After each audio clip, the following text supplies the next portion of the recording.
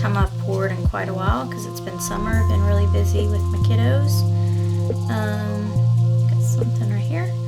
So I'm trying out some nice purple colors.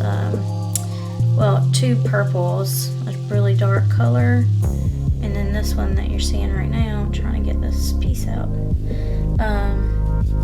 And then some navy blue and like a magenta. It's a little bit more red than magenta. So first I'm just gonna go ahead and cover the canvas.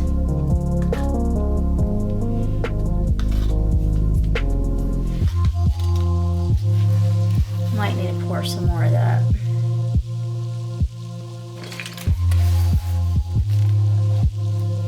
Just spread this on. I've been doing a lot of not just straight pours, but I've been painting over my pours with things lately. Like, so I guess technically the term is embellishing, so I've been doing a lot of that lately. I'd like to do some more, but I've just been kind of missing just being able to pour whatever and not think about what I'm going to paint over it. So this is one of this.